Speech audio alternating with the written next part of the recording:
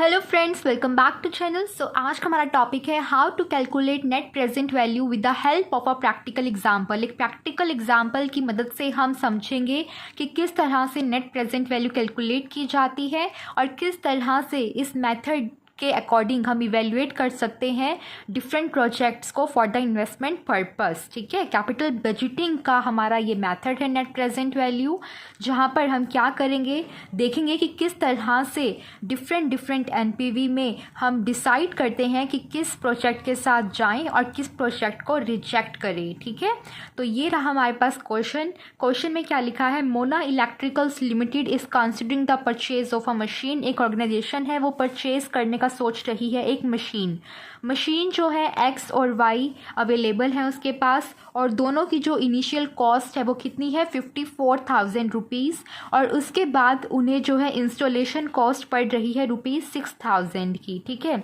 In comparing the profitability of the machine a discount rate of 8% is to be used. 8% जो है हमारा discount rate है जो हमें यूज़ करना है। Earnings after taxation and before depreciation are expected to be as follows. और जो हमें अर्निंग्स दे रखी हैं वो कैसे दे रखी हैं, after tax but before depreciation. हमें यही चाहिए था, अगर ये आफ्टर डेप्रिसिएशन दे रखी होती तो हम इसमें डेप्रिसिएशन की अमाउंट को ऐड बैक करते कैलकुलेट करने के लिए cash inflows after tax but before depreciation. But हमारे पास ऑलरेडी गिवन है बिफोर डेप्रिसिएशन अर्निंग्स, तो हमें कुछ भी इसके साथ छेड़छाड़ करने की ज़रूरत नहीं है, ये हमारे पास यूज़ करने के लिए अवेलेबल है। ठीक है, अब हम स्टेप बाय स्टेप चलेंगे। सबसे पहले तो मैं आपको बता दूं कि नेट प्रेजेंट वैल्यू क्या है। वैसे तो हम ये ऑलरेडी डिस्कस कर चुके हैं प्रीवियस वीडियोस में, बट मैं आपको फटाफट से एक ओवरव्यू दे देती हूँ। एनपीवी जो है वो एक डिस्काउंटेड कैश फ्लो टेक्निक है कैपिटल बजटिंग डिसीजन की। डिस्काउंटेड कैश फ्लो, इसका मतलब वही है कि आपको क्या करना है, जो फ्यूचर इनफ्लोज होने वाले हैं उनकी क्या करनी है, प्रेजेंट वैल्यू कैलकुलेट करनी है यूजिंग अ डिस्काउंटिंग फैक्टर। जैसे कि हमारे पास क्वेश्चन में गिवन है 8% जो है डिस्काउंट रेट गिवन है, तो वो हमारा डिस्काउंट फैक्टर है। ठीक है, तो ये हमारे पास एक डिस्काउंटेड कैश फ्लो टेक्निक है। और इस मेथड में हम क्या करते हैं, हम present value of cash outflows को सब्ट्रैक्ट करते हैं from the present value of cash inflows. NPV होती क्या है, present value of inflow minus present value of outflow.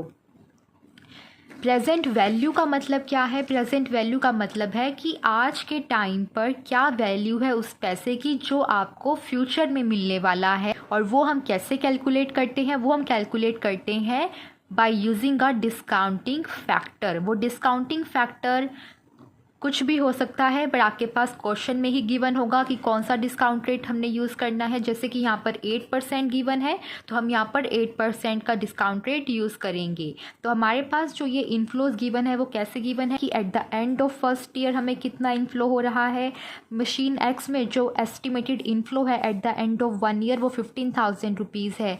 Machine Y में वहीं जो एस्टिमेटेड इनफ्लो है at the end of 1 year वो 10,000 है। तो इस तरह से हमारे पास इनफ्लोज दे रखे हैं, बट ये जो इनफ्लोज हैं ये फ्यूचर इनफ्लोज हैं, और अगर हम इनकी आज की वैल्यू कैलकुलेट करना चाहें तो वो हमें एक डिस्काउंटिंग फैक्टर के बेसिस पर कैलकुलेट करनी पड़ेगी। तो हमारे पास जो डिस्काउंट रेट गिवन है वो 8% गिवन है, तो हमें जो प्रेजेंट वैल्यू कैलकुलेट करनी है वो इन अमाउंट की करनी है, इन अर्निंग्स की करनी है बेस्ड ऑन 8% डिस्काउंट फैक्टर। तो वो हम कैसे करेंगे देखते हैं। सबसे पहले हम यहाँ पर लिख लेते हैं कि जो कैश इनफ्लोज है मशीन एक्स के और मशीन वाई के वो कितने हैं। मशीन एक्स के जो इनफ्लोज हैं वो कुछ इस तरह से हैं, जैसे कि मैं यहाँ पर लिख रही हूँ।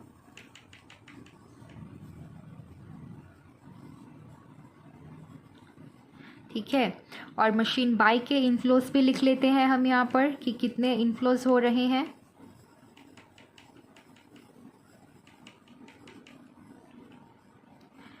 अब बारी आती है डिस्काउंट रेट की। ठीक है, मैंने आपको बताया ना कि क्या होता है प्रेजेंट वैल्यू। प्रेजेंट वैल्यू का मतलब होता है कि आज के टाइम पर क्या वैल्यू है उस पैसे की जो हमें फ्यूचर में मिलने वाला है। और वो हम कैसे कैलकुलेट कर सकते हैं, वो हम कैलकुलेट करते हैं based on a discounting factor. Discounting factor होता क्या चीज़ है, अगर आप में कन्फ्यूजन है कि डिस्काउंटिंग फैक्टर क्या चीज़ है, तो डिस्काउंटिंग फैक्टर जो है वो रेट है जिस 8% से हम क्या करेंगे, रिड्यूस करेंगे अपने फ्यूचर की अमाउंट को। जो भी पैसा हमें फ्यूचर में मिलने वाला है उसकी जो वैल्यू है आज के टाइम पर वो ज़्यादा है इन कंपैरिजन, हम देखें कि उसकी वैल्यू क्या रहेगी 1 साल के बाद। ठीक है, 1 रुपया है, अब वो आपको आज मिल जाए तो उसकी वैल्यू हायर होगी then the value of the same rupee जो आपको 1 साल के बाद मिलेगा। तो आप कैसे कैलकुलेट करोगे कि 1 रुपया जो आपको 1 साल के बाद मिलने वाला है उसकी आज के टाइम पर क्या वैल्यू है? तो आप कैसे कैलकुलेट कर सकते हो? अगर आपको वो आज मिला होता तो आप क्या करते, उसको जाकर कहीं पर इन्वेस्ट करते और उस पर रिटर्न अर्न करते। हो सकता है आप उस पर 8% जो है रिटर्न अर्न कर सकते थे अगर वो आपको आज मिला होता बाय इन्वेस्टिंग इट। ठीक है, तो वो जो आपका इन्वेस्टिंग का जो रेट ऑफ रिटर्न है, जो minimum required rate of return है ऑन द इन्वेस्टमेंट, वो हमारा डिस्काउंटिंग फैक्टर है। अब हम क्या करेंगे, जो पैसा हमें मिलने वाला है फ्यूचर में 1 रुपया, अब हम क्या करेंगे उस 1 रुपये में से 8% जो है 1 रुपये का उसे माइनस करेंगे आज की वैल्यू कैलकुलेट करने के लिए। और ये हमने क्यों माइनस किया, क्योंकि अगर वो हमें वो आज मिला होता तो उसकी वैल्यू 8% से ज़्यादा होती, बट वो हमें नहीं मिला तो हम क्या करेंगे, उसको डिस्काउंट करेंगे प्रेजेंट वैल्यू कैलकुलेट करने के लिए। ठीक है, तो हमारे पास जो डिस्काउंट रेट है 8% गिवन है और हमें क्या करना है, प्रेजेंट वैल्यू कैलकुलेट करनी है based on this discounting factor. तो ये आप कैलकुलेट कर सकते हो मैन्युअली भी, बट हमारे पास प्रेजेंट वैल्यू टेबल अवेलेबल है, वहाँ से हम इसको उठा सकते हैं वैल्यूज़ को और अपने क्वेश्चन में यूज़ कर सकते हैं। ठीक है, तो प्रेजेंट वैल्यू टेबल हमारे पास रहता है। प्रेजेंट वैल्यू टेबल ये रहा। ये प्रेजेंट वैल्यू टेबल क्या शो कर रहा है, ये हमें शो कर रहा है कि डिफरेंट डिस्काउंट रेट पर क्या वैल्यू होगी, मतलब कि क्या प्रेजेंट वैल्यू होगी 1 रुपये की।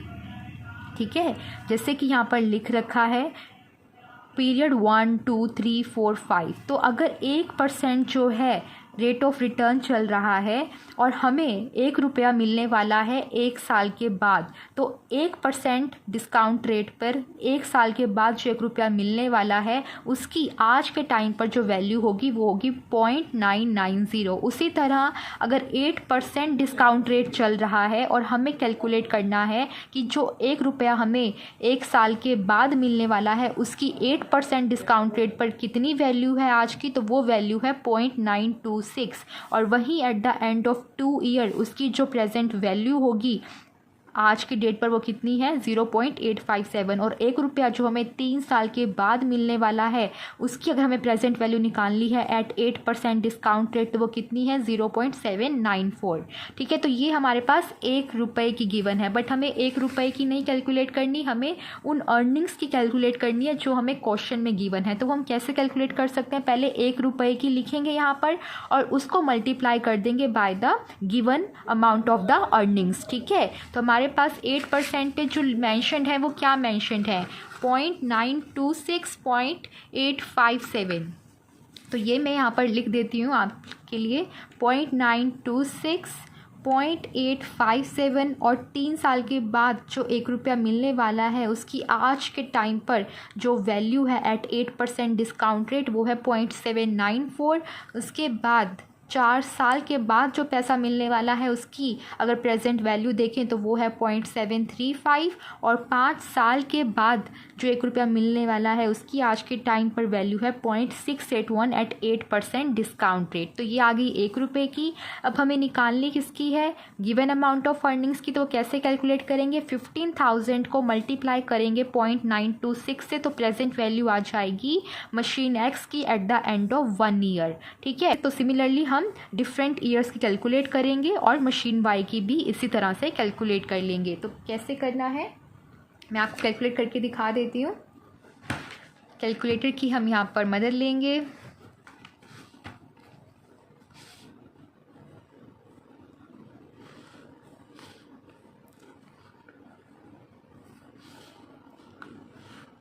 $15,000 है हमारे पास, राइट, और 0.926। तो 15,000 मल्टीप्लाई बाय 0.926 करोगे तो क्या आ रहा है आपके पास, आ रहा है 13,890। क्या आएगा, 13,890। तो ये आ गई प्रेजेंट वैल्यू उस 15,000 रुपये की जो आपको 1 साल के बाद मिलने वाला है। ठीक है, तो सिमिलरली 20,000 की प्रेजेंट वैल्यू क्या है, 20,000 मल्टीप्लाई बाय 0.857, तो ये हमारे पास आ गई 17,140। सिमिलरली 20,000 की प्रेजेंट वैल्यू जो हमें 3 साल बाद मिलने वाला है एट 8% डिस्काउंट रेट, कैसे कैलकुलेट करेंगे, 20,000 को मल्टीप्लाई करेंगे 0.794 से, और जैसे ही हम ये मल्टीप्लाई करते हैं तो जो हमारे पास वैल्यू आ रही है वो आ रही है 15,880। देन 25,000 मल्टीप्लाई बाय 0.735, ये हमारे पास आ गए 18,375। देन 10,000 मल्टीप्लाई बाय 0.681, तो ये आ गए हमारे पास 6,810। तो ये मशीन X की प्रेजेंट वैल्यू आ गई। सिमिलरली मशीन Y की प्रेजेंट वैल्यू निकालेंगे तो 10,000 मल्टीप्लाई बाय 0.926, ये आ गया 9,260। 25,000 मल्टीप्लाई बाय 0.857, ये आ जाएगा 17,000। 25,000, नॉट 20,000, दिस इज़ 25,000। 25,000 मल्टीप्लाई 0.857, तो ये आ जाएगा हमारे पास 21,425।